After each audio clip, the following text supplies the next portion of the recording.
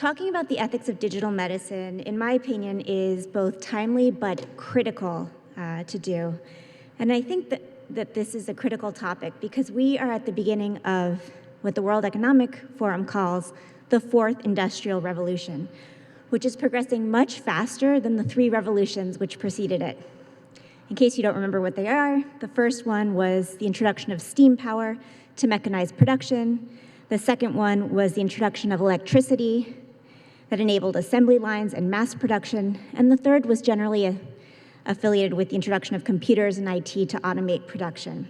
This revolution, the fourth revolution, is characterized by the fusion of the physical, digital, and biological spheres. In other words, it's digitization and AI, particularly in the area of medicine and biology. So medicine, in a sense, is at a forefront of this revolution. To put the speed and newness of this revolution into perspective, 90% of the world's data have been produced in just the last two-ish or so years. And the digital universe is growing by more than 40% each year, or doubling in size every 2 years. And this is thanks to three forms of data: machine data, transactional data, and social data. Machine data, as the name hints, means that almost anything with an on and off switch can be connected to the internet and generate data. And the new rule seems to be if it can be connected, it will be connected. So washing machines, coffee makers, medical appliances, thermometers, watches, cars are all generating data about us, as are our transactions, like retail purchases on Amazon and Walmart, but any kind of purchase that you're using with a credit card is generating data. And of course, our social media activity. Thanks to Facebook alone, we have 1 billion photos being shared publicly per day. So anywhere you go with an installed camera, in theory, your face can be identified and your actions tracked. Much of this data can look like what we would traditionally find in an electronic health record, what we traditionally consider health data, or it can be used to derive health inferences. So for example, some studies have shown Facebook can predict a diagnosis of depression 3 months before a physician would enter into a medical record.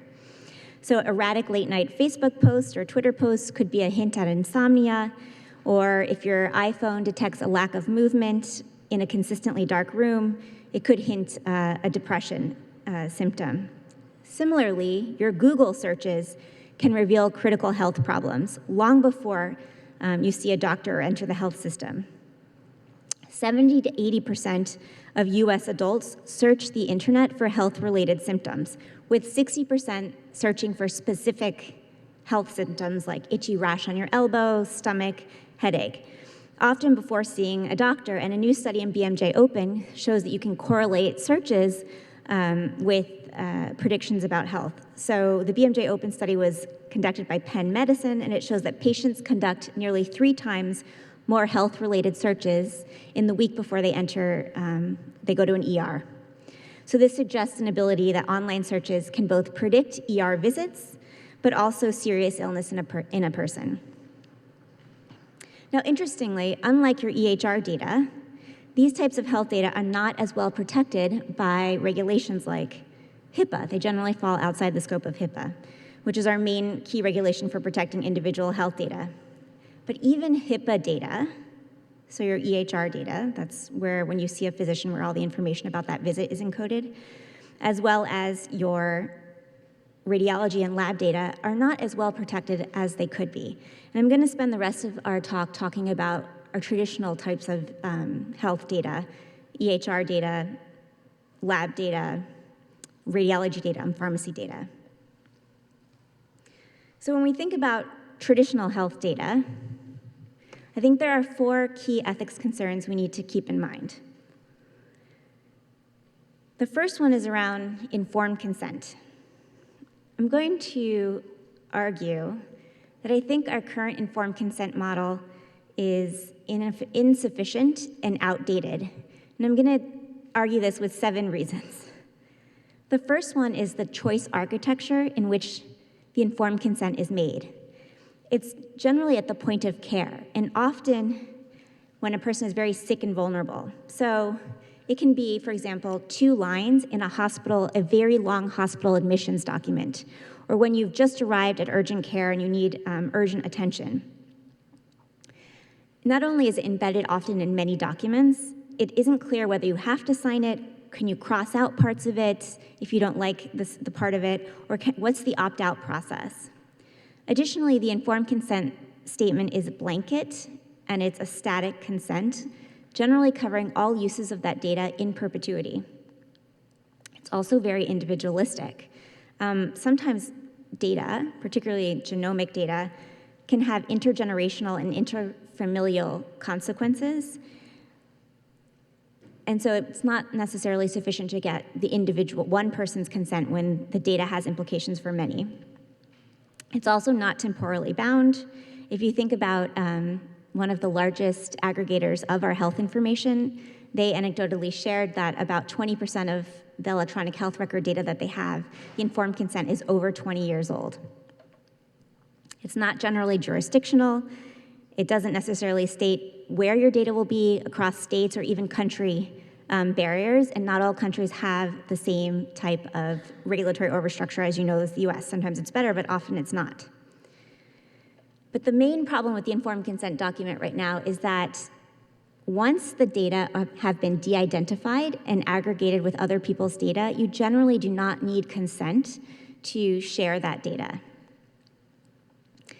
This is because that's what HIPAA says. If the data are de-identified and aggregated with other data, it's no longer considered human subjects research, and you don't need consent from the original patient to share it for research and other purposes. HIPAA was written in 1996 when the risks of de-identification were much lower than they are today. Just to put this in perspective, in 1996, we didn't even have Google, right? That our major search engine, which allows us to link so many different types of data together.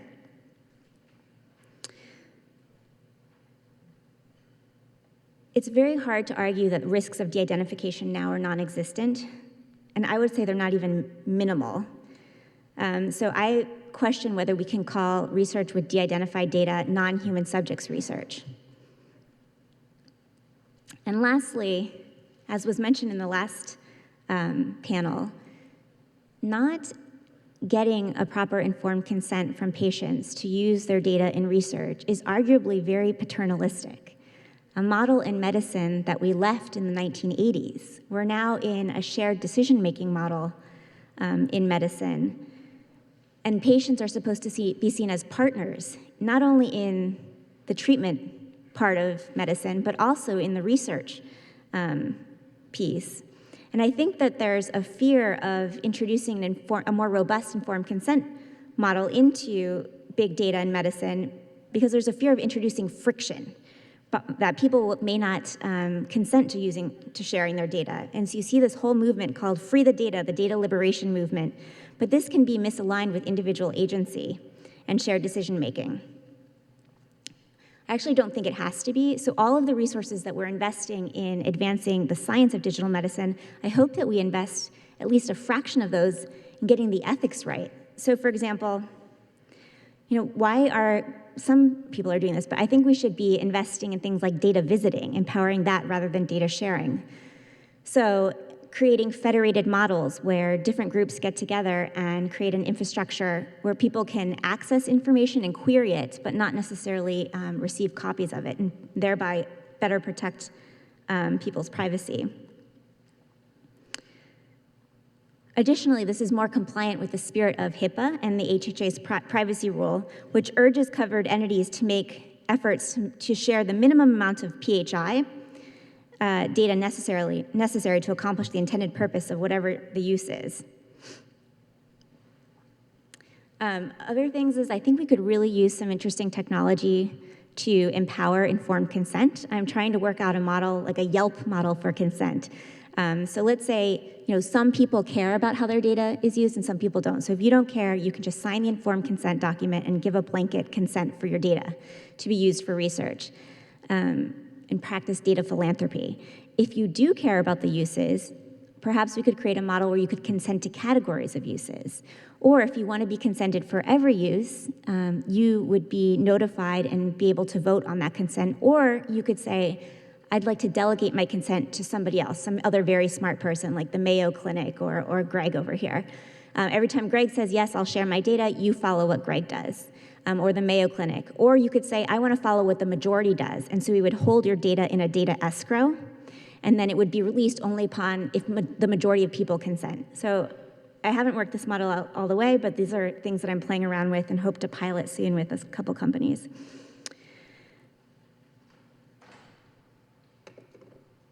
The next big ethics question that's been circulating, and there haven't been good answers, are around who owns data ownership questions. And so you see, in parallel with the free the data movement, there's an opposite movement of making data a property right. And this movement, one of the big leaders is the My31 movement, being led by Humanity.co. I think the ownership discourse is actually inflating three interrelated issues, and I'm going to break them down separately. I think the first one is a dissatisfaction about the health data market. There's this understanding that health data is being bought and sold, like your data in the electronic health record is being de-identified and sold to brokers who are then adding more information to it, and then it's getting bought and sold a median of 2 times per patient. And so there's a lot of money, or a perception that a lot of money is being made around data about people, and that the patient itself is not sharing in the selling of the data, the profits. They're not sharing in the profits, nor are they sharing in any profits made from commercial products from using that data. And in the rare disease community, people are pretty upset that they share a lot of information and data, but then they may not be able to actually afford any medicines that are developed using their data. So that's where these apps like the Humanity.co app are coming in and saying, we'll empower you to license your data for actually $120 per company per year, and so that you can make some money and share in this big stream. And there's also other discussions around whether people should be paid as a form of labor for generating data, or some royalty stream payment schemes and things like that. So I'm not going to actually weigh in on what I think about the market issue, except for to say that there's a real concern that a market could create a world of have and have-nots, a world where some could afford to have privacy and a world where some couldn't. I don't think that is necessarily a legitimate concern. I don't think there's any empirical data to support this, and when you generally look at markets, it's the more affluent and well-off who are able to participate in markets. And if you think of selling data as analogous to a clinical trial, again, it's the more well-off who participate in clinical trials, the healthier, younger white males. So I'm not sure that enabling a patient to participate in a data market would exacerbate inequalities, but it's a concern out there.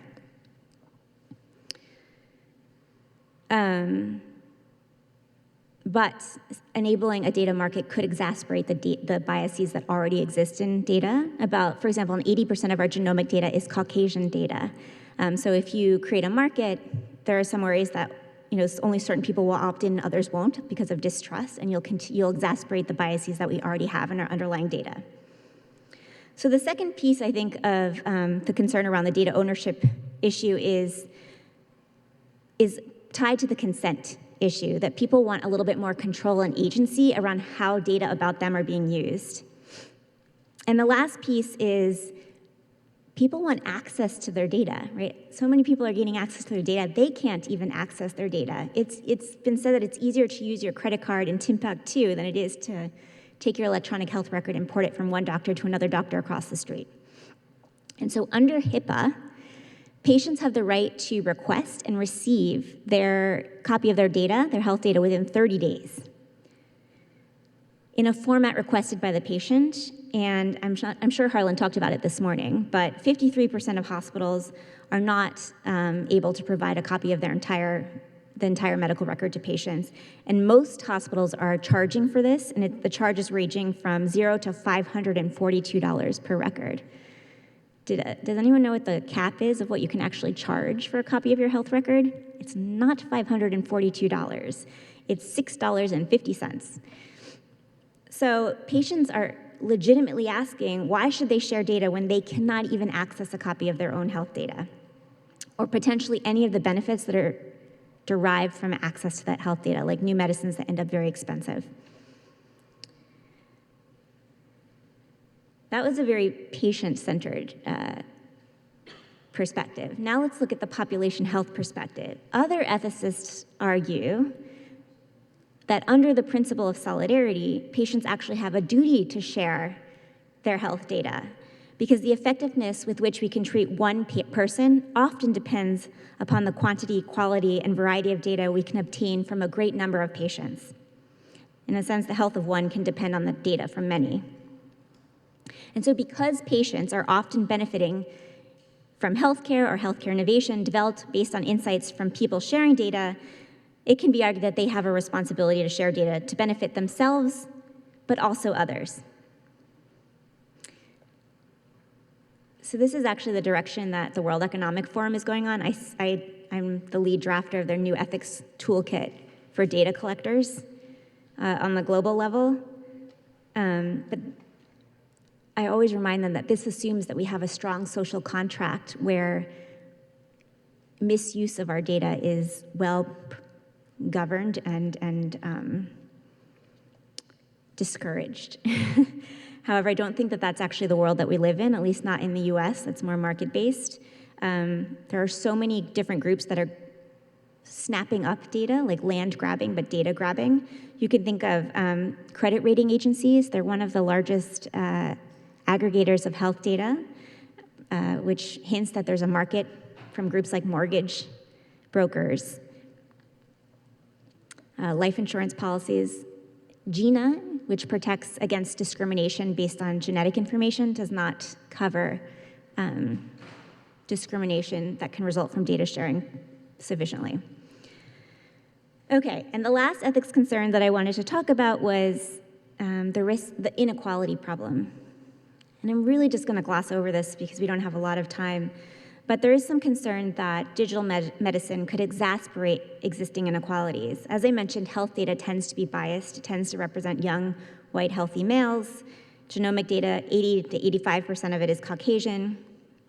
And so when we use these data to develop new cures and therapies, new diagnostics, or we train AI on this underlying data, we risk creating products that only work for certain populations. This has already happened in diabetes tests. You know this problem very well, right? Voice recognition from even your Google Home favors males. So when I say, okay, Google, I have to lower the decibel of my voice by 10 decibels, right? Okay, Google, will you please play whatever song I want to hear? Facial recognition doesn't work for many racial and ethnic minorities, and the list is just very long. And so that's one of our big concerns, that the biases in the data can affect the biases of the products, the algorithms, the services. Another related one, and it gets to what was touched upon on the last panel about value, is that data is being consolidated in fewer and fewer hands, in larger and larger hands. Amazon, Google, and Apple have a ton of health-related data, or data from which you can derive health insights. Just look at Amazon. They have a cloud for EHRs. It's not clear whether they're mining that data in the way that they mine Gmail for marketing. I actually asked them, and I think they said that they hadn't decided yet how they're going to handle that.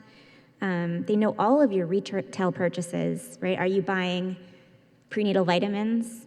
I'm pregnant. Google definitely knew, and Amazon knew I was pregnant before anyone in my family. I had to buy those vitamins. Google Home listens to your conversations. It recognizes your voice, your speaking patterns. Are you upset? Or Amazon has, I guess, Alexa. Food, Amazon owns the Whole Foods app. If you happen to use, I think they're very expensive, but if you order your food on Whole Foods, they know whether you eat donuts or carrots. How much time you spend watching movies, right? Did you just stay home all day and veg out in front of the TV? Amazon knows that. And Amazon has a new app called Zelf. Has anyone heard of Zelf? No, okay. It's in pilot phase. Wall Street Journal ran an article about it. They always interview me, but I'm never quoted. So Xealth is very interesting, and it gets at some of the issues that were talked about in the last panel, which are patients are often prescribed not just medicines, but a lot of different lifestyle recommendations or over-the-counter products, and often we have a very poor adherence to physician recommendations. So in comes Amazon with Xealth, and they say when your physician recommends a list of products aside from your prescription, write in your electronic health records, your MyChart, when you open up the notes, it'll have a link that takes you right to Amazon, so you can just order all those products. Just Amazon, by the way. It doesn't take you to anywhere else, just Amazon. But now, if you make those purchases, the data are coded Xealth. And so Xealth and Amazon know that that purchase came from your electronic health records. So that, in a sense, is identifiable health information. Anyway, the point of this is that these large companies have a ton of health data, and this consolidation can create imbalances in power, which at a minimum can stifle competition and reduce innovation, which could limit discovery of new cures and therapies, but perhaps, more immediately, it could limit competition, which could keep prices unaffordable.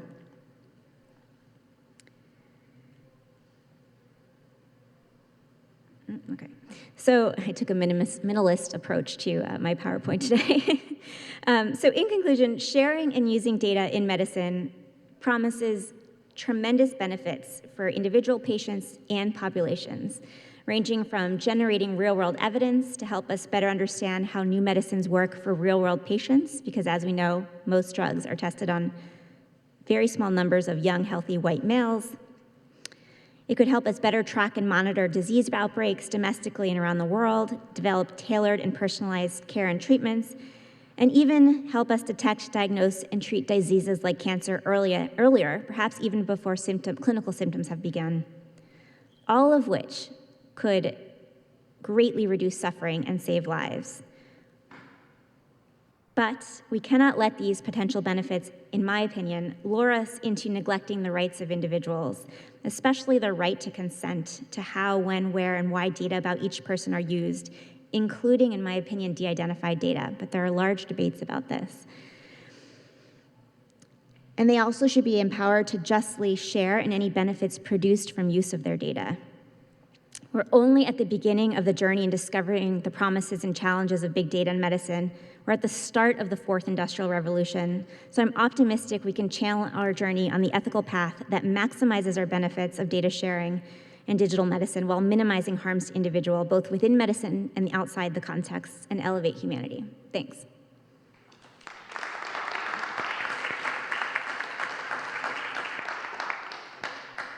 Yeah, maybe if there are any questions, yeah.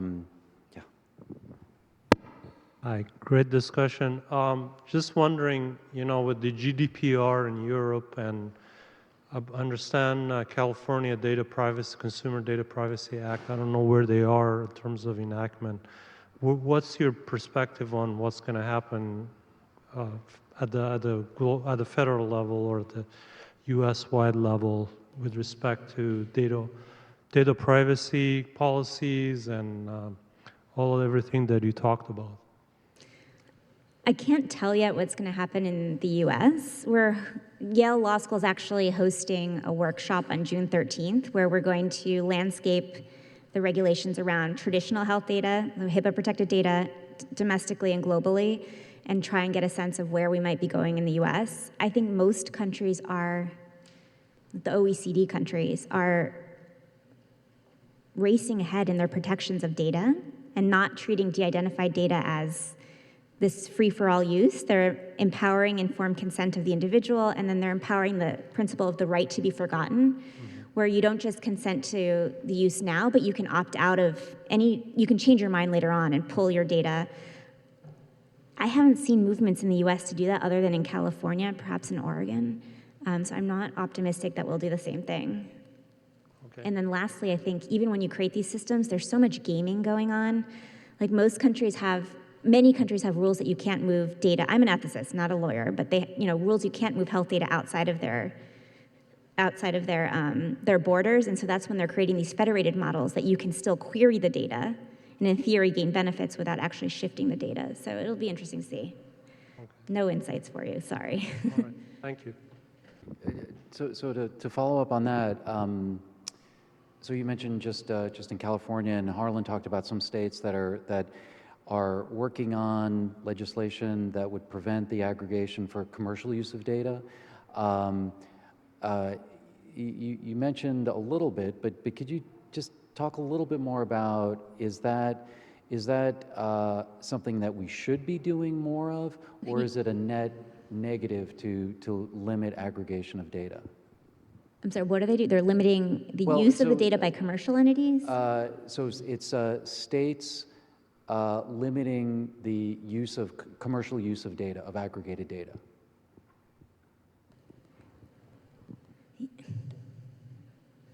I think if you're going to limit, you're going to limit uses. I don't think the ownership structure of the entity accessing the entity is the critical element. I think the use is.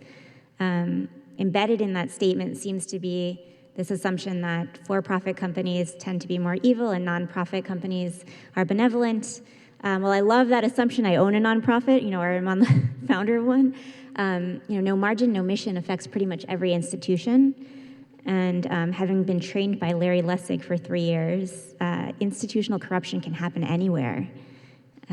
So I would, again, not a lawyer, but from an ethics perspective, I'm more interested in the uses and misuses of the data. And so I would regulate there rather than the ownership structures of the users. Yeah, that's a very thoughtful answer. I mean, in a joking way, we established this morning that corporations are evil. I know. But in a similar way, there's plenty of misuses of data that aren't at the corporate level. That data can be misused for scientific studies. Again, without permission. We've seen lots of examples of misuse of personal property, personal tissue, genetic data for research purposes, which aren't necessarily for the benefit of the individual. Right. Great. Thanks. Thank you. Thank you for everyone who attended. Thank you for our guests, our speakers. Thank you to our sponsors. Once again, Medtronic, Stewart, Health Haven Hub, Health Ventures, and PRA Health Sciences. Thank you in particular to CBIT. Mike, I don't know if you want to come up and say a couple things.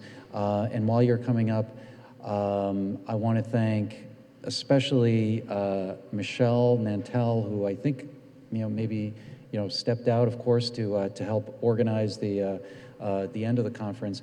But I just want to say publicly that this would not have been possible whatsoever without our collaboration with CBIT and Michelle specifically, who did really all the work in getting this organized and putting everything together. So thank you. Thank you so much. And I'd like to introduce Mike Dempsey, who's the Executive Director of the Yale Center for Biomedical Innovation and Technology. Thank you, Greg. This is really the end. My primary job is to thank Greg for organizing this, pulling this all together. Without him, it wouldn't have happened.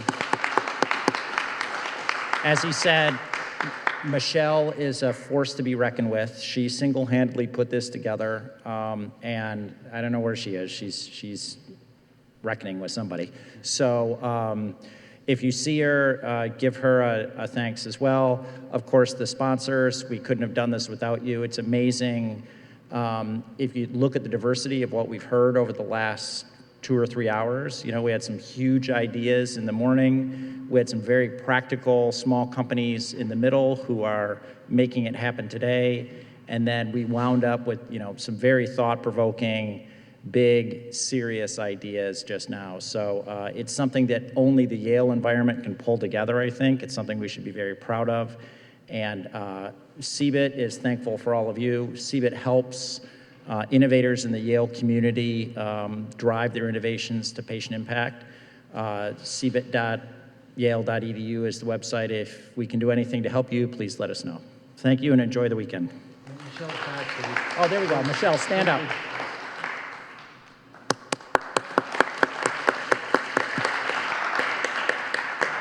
All right, thanks everybody. Thank you very much for coming. Stay dry, and we'll see you next time.